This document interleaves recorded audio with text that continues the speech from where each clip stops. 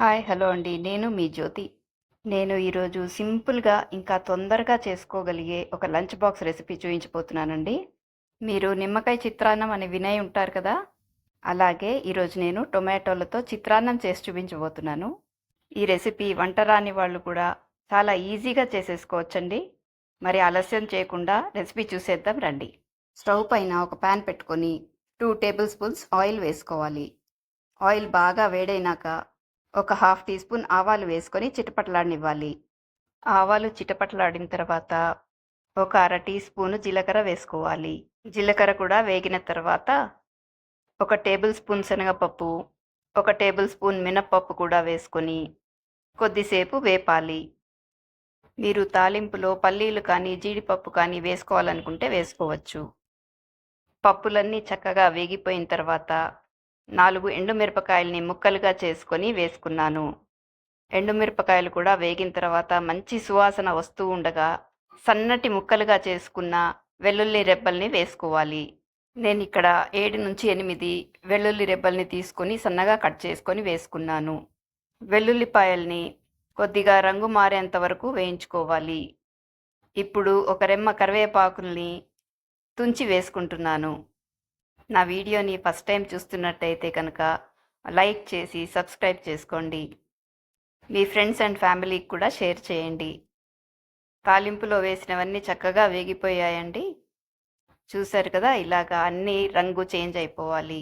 మీరు ఈ టొమాటో చిత్రాన్నం రెసిపీని ఇంతకు ముందు ఎప్పుడైనా చేశారా? కామెంట్ సెక్షన్లో రాయండి. ఇక్కడ నేను ఒక మీడియం సైజ్ ఆనియన్ తీసుకొని సన్నగా కట్ చేసుకొని వేసుకున్నాను. మనకి ఆనియన్ తొందరగా వేగాలంటే కొద్దిగా ఉప్పు వేసుకోవాలి. నేను ఇక్కడ హాఫ్ టీ స్పూన్ ఉప్పు వేస్తున్నాను. ఆనియన్ వేగేటప్పుడు ఉప్పు వేయటం వల్ల ఆనియన్స్ తొందరగా మగ్గిపోతాయి. ఆనియన్స్ మగ్గే లోపల టొమాటో పేస్ట్ ఎలా చేసుకోవాలో చూసేద్దాం. నేను ఇక్కడ బాగా ఎర్రగా పండిన 2 పెద్ద టొమాటోలను తీసుకున్నాను. ఇంకా 1 సెంటీమీటర్ అల్లం ముక్కని తీసుకున్నాను. 4 వెల్లుల్లి రెబ్బల్ని తీసుకున్నాను. వీటన్నిటినీ శుభ్రంగా కడిగేసి పెద్ద ముక్కలుగానే కట్ చేసుకోవాలి. ఎందుకంటే వీటన్నిటిని మిక్సీలో వేసి గ్రైండ్ చేసుకుంటాం కనుక. ఇప్పుడు మిక్సీ జార్లోకి పెద్దగా ముక్కలు కట్ చేసుకున్న టొమాటోలను, వెల్లుల్లి రెబ్బల్ని, అల్లం ముక్కని వేసుకోవాలి. తర్వాత 1 టీ స్పూన్ కారపొడిని వేసుకొని మెత్తగా గ్రైండ్ చేసుకోవాలి. చూశారు కదా, ఈ విధంగా మెత్తగా పేస్ట్ అయిపోవాలన్నమాట. మన టొమాటో పేస్ట్ రెడీ అయ్యే లోపల ఉల్లిపాయలు కూడా వేగిపోయినాయండి. మరీ ఎక్కువగా బ్రౌన్గా అవనవసరం లేదు. ఇప్పుడు ఇలా వేగిన ఉల్లిపాయల్లోకి మనం మెత్తగా గ్రైండ్ చేసుకున్న టొమాటో పేస్ట్ని వేసుకోవాలి. ఇప్పుడు ఫ్లేమ్ని మీడియంలోకి మార్చుకొని బాగా కలుపుకోవాలి. ఇలా 2 నిమిషాలు వేగిన తర్వాత కొద్దిగా పసుపు వేసుకోవాలి. ఇక్కడ నేను 1/8 స్పూన్ పసుపు వేసుకున్నాను.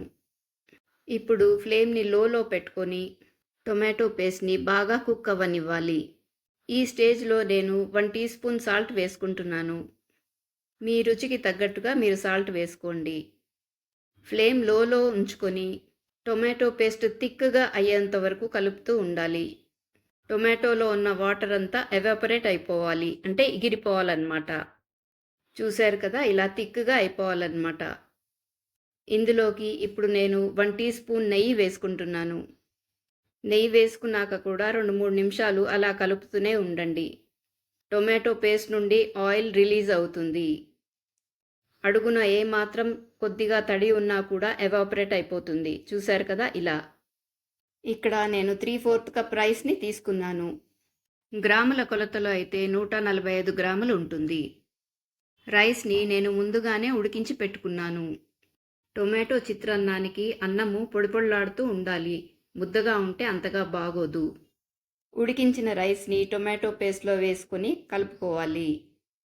ఇలా అన్నం అంతా టొమాటో పేస్ట్తో బాగా కలిసిన తర్వాత ఒక 2 టేబుల్ స్పూన్లు కొత్తిమీర కట్ చేసుకొని గార్నిష్ చేసుకోండి.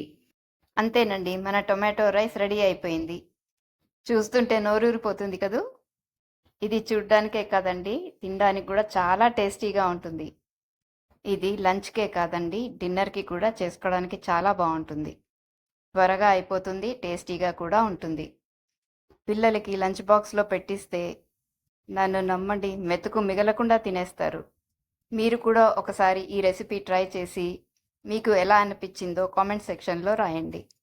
మీకు ఈ రెసిపీ నచ్చితే కనుక లైక్ చేయండి, సబ్స్క్రైబ్ చేయండి, షేర్ కూడా చేయండి. నేను ఇక్కడ ఈ రెసిపీలో సోనా మసూరి రైస్ వాడాను. మీకు వీలైతే బాస్మతి రైస్తో కూడా చేసుకోవచ్చు. మనము ఈ రెసిపీని టొమాటో చిత్రాన్నం అంటున్నాం కాబట్టి సోనా మసూరి రైస్తో చేశాను. నెక్స్ట్ వీడియోలో మరొక మంచి రెసిపీతో మీ ముందుంటాను.